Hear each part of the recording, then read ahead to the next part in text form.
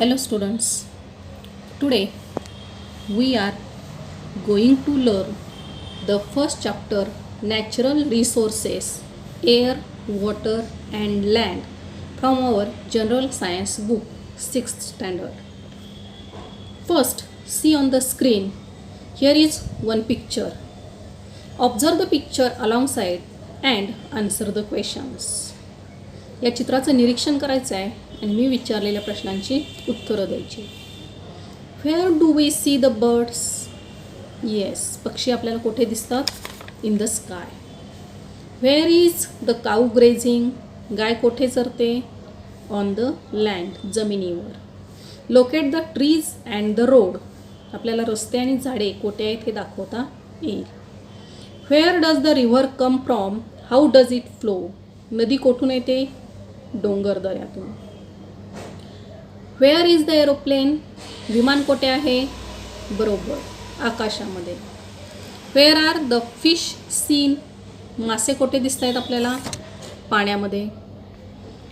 On what is the sailboat floating? आपल्याला होडी कशावर तरंगताना दिसते? बरोबर, पाण्यावर तरंगताना दिसते. You can see that some things in the picture are in water, some on land and some in the sky. या चित्राचं निरीक्षण केल्यानंतर आपल्याला एक गोष्ट लक्षात येते की काही घटक हे आकाशामध्ये आहेत, काही पाण्यात आहेत तर काही जमिनीवर आहेत. Thus, all things on the earth are associated with air, water and land. म्हणजेच या पृथ्वीवरची ज्या सर्व बाबी आहेत, जे सर्व घटक आहेत ते अशा प्रकारे हवा, पाणी आणि जमीन यांच्याशी संबंधित आहेत. Air, water and land are called earth's atmosphere. जमीन, पाणी आणि हवा यांना आपण अनुक्रमे शिलावरण, जलावरण आणि वातावरण असे म्हणतो. Air, water and land are called earth's atmosphere, hydrosphere and lithosphere respectively. Moreover, different living things occupy these three spheres of the earth. These living things and the parts of the lithosphere, hydrosphere and atmosphere which they occupy are together called biosphere. म्हणजेच हे सजीव आणि त्यांनी व्यापलेल्या शिलावरण, जलावरण आणि वातावरणाच्या भागास आपण जीवावरण असे म्हणतो. These spheres have formed on the earth naturally. हे सर्व पृथ्वीची जी आवरण आहेत ती निसर्गतः निर्माण झालेली आहेत. हे आपण मागच्या इयत्तेमध्ये शिकलेलो आहोत. Air, water and land are the factors important for sustaining the living world on the earth and for fulfilling their basic needs. They are called natural resources.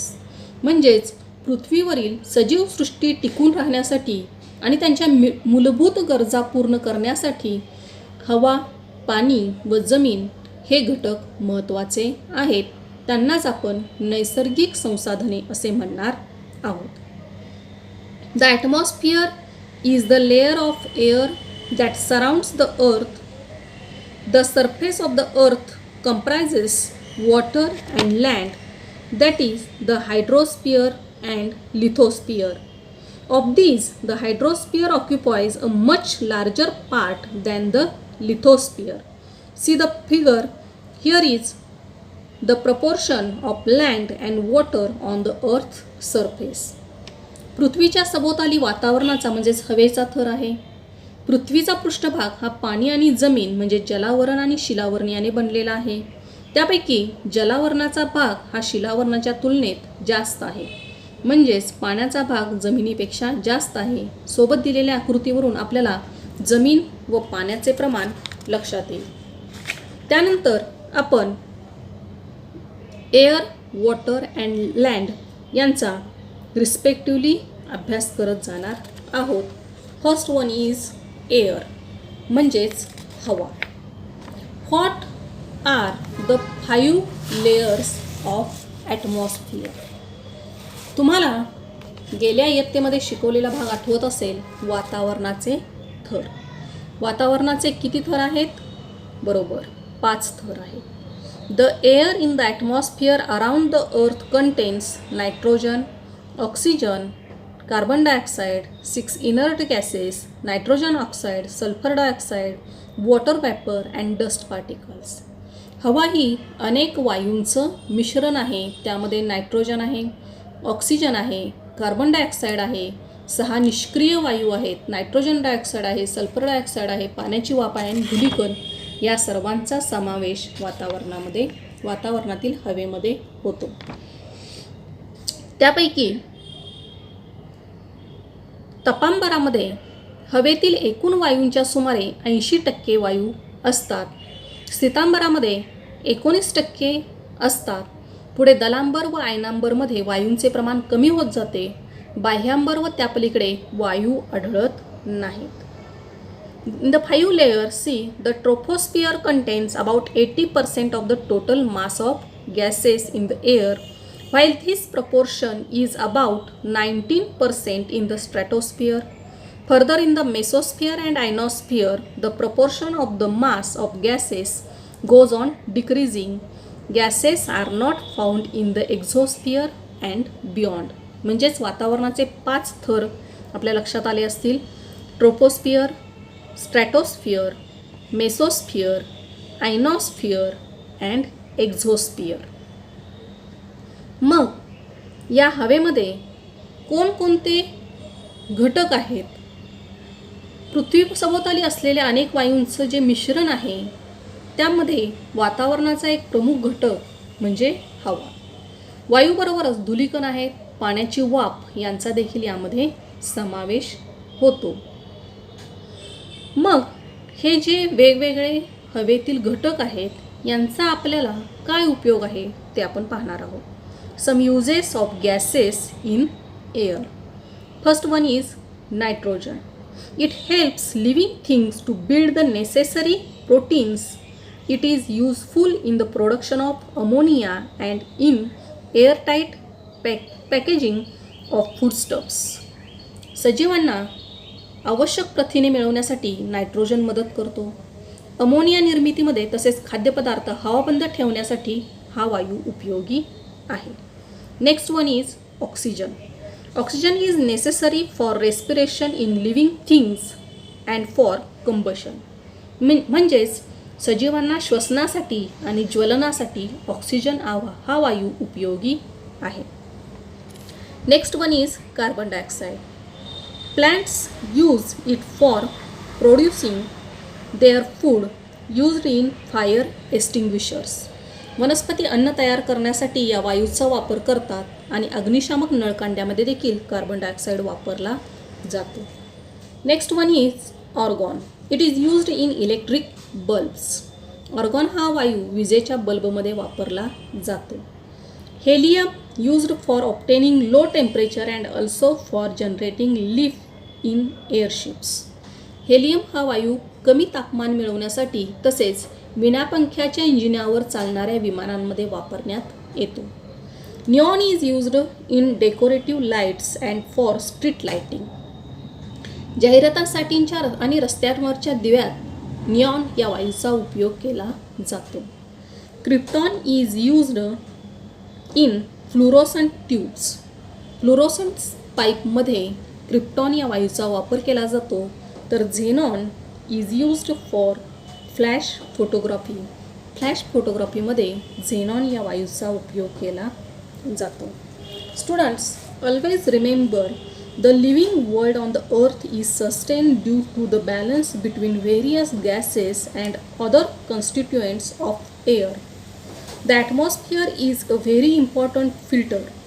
It allows the light and heat of the sun to reach the earth, which is necessary for life, but it prevents the harmful elements from reaching the earth. It is in the atmosphere that fog, clouds, snow and rain are produced. विद्यार्थी मित्रांनो, हे नेहमी लक्षात ठेवा. हवेतील विविध वायू आणि इतर घटक यांच्या समतोलतेमुळे पृथ्वीवर सजीवसृष्टी टिकून आहे. जीवनासाठी आवश्यक सूर्यप्रकाश आणि उष्णता पृथ्वीपर्यंत पोहोचण्यासाठी तसेच अन्य घातक घटकांना थांबवण्यासाठी वातावरण ही अत्यंत महत्त्वाची गाळणी आहे.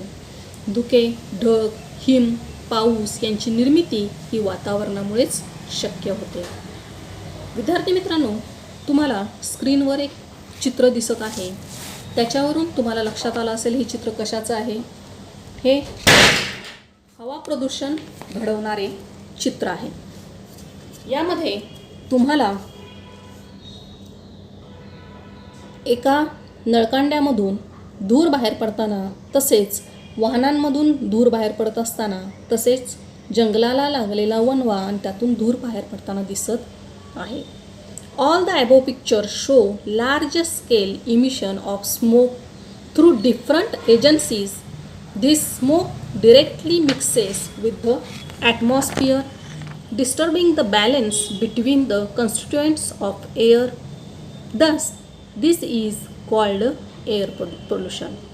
म्हणजेच या विविध स्रोतांमधून बाहेर पडणारा धूर हा थेट वातावरणातील हवेत मिसळतो आणि त्यामुळे हवेतील घटकांचा समतोल बिघडतो. यालाच आपण वायू प्रदूषण असे म्हणणार आहोत. वाहने, मोठमोठे उद्योगधंदे यामधील इंधनाच्या ज्वलनातून, तसेच लाकूड, कोळसा यासारख्या इंधनाच्या अपूर्ण ज्वलनामुळे बाहेर पडणारे घातक वायू या सर्वांमुळे दिवसेंदिवस वायू प्रदूषणामध्ये सतत वाढ होत आहे. Then, which harmful substances is released in the air through this combustion of fuels? या इंधनाच्या ज्वलनातून जे घातक वायू बाहेर पडतात किंवा घातक घटक बाहेर पडतात ते कोणकोणते आहेत? See on the screen. Nitrogen dioxide, carbon dioxide, carbon monoxide, sulphur dioxide and soot हे घटक इंधनाच्या ज्वलनामधून बाहेर टाकले जातात. The next point is ozone layer, the protective shell. मग सूर्यापासून येणारी जी अतिनील किरणं आहेत यांच्यापासून आपलं संरक्षण करण्याचं काम हा ओझोनचा थर करत असतो. There is a layer of ozone means O3 gas in the lower part of stratosphere. Ozone gas is not directly useful for the survival of living things, yet it is very important for living things to have this layer of ozone at a high altitude around the earth. स्ट्रॅटोस्फिअर या लेअरमध्ये आपल्याला ह्या वायूचा म्हणजेच ozone वायूचा थर दिसतो. Ozone वायू O3 असा लिहिला जातो. यामध्ये हा वायू डायरेक्टली आपल्याला उपयोगी न पडता या वायूमुळे सूर्यापासून येणारी अतिनील किरणं ही डायरेक्ट पृथ्वीवर न पोहोचता ती अल्ट्राव्हायलेट रेज हे या वायूमध्ये ॲब्सॉर्ब केले जातात. त्यामुळे आपल्या सजीवसृष्टीचं संरक्षण होतं. The ultraviolet rays coming from the sun are very harmful for living things. The ozone gas absorb these rays. As a result, life on the earth is protected. The ozone layer is destroyed if chemical gases like carbon tetrachloride or the chlorofluorocarbons used in air conditioners and refrigerators mix with the air. आपल्याला आपण जो घरी fridge वापरतो तो त्यातून बाहेर पडणारा जो वायू आहे तो म्हणजे क्लोरोफ्लोरोकार्बन आणि एअर कंडिशनरमधून हा देखील हा वायू बाहेर पडतो. तसेच कार्बन टेट्राक्लोराईड यासारख्या वायूंमुळे ओझोनचा लेअर कमी होतोय आणि ही आपल्यासाठी अतिशय दुःखाची गोष्ट आहे, वाईट गोष्ट आहे. The 16th of the September is celebrated as Ozone Protection Day all over the world to make everyone aware of the importance of ozone. ओझोनचे महत्त्व जाणून घेण्यासाठी 16 सप्टेंबर हा दिवस ओझोन प्रोटेक्शन डे म्हणजेच ओझोन संरक्षण दिवस म्हणून साजरा केला जातो. तुम्हाला एक प्रश्न मी आता देणार आहे. What would have happened if there were no air on the earth? जर या पृथ्वीवर हवाच नसती तर काय झाले असते? या प्रश्नाचं उत्तर तुम्ही तुमच्या वहीमध्ये लिहायचं आहे. थँक्यू.